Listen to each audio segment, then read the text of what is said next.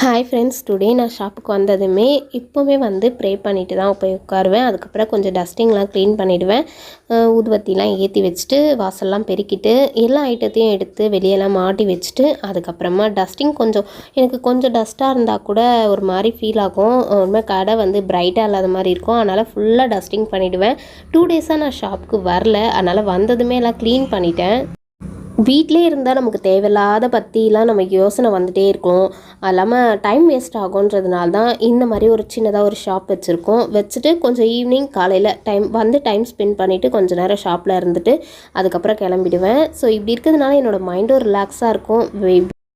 கை கட்டி ஒருத்தவங்க கிட்ட சம்பளம் வாங்குறதுல எவ்வளோ கஷ்டம் இருக்குது. லீவ்லாம் கொடுக்க மாட்டாங்க. ரொம்பவே நம்ம கஷ்டமாக இருக்கும். இதே நம்மளுடைய ஓன் ஷாப்பாக இருந்தால் நம்ம தான் முதலாளி. எப்போ வேணால் வரலாம், எப்போ வேணால் போகலாம், நம்ம இஷ்டத்துக்கு இருக்கலாம்.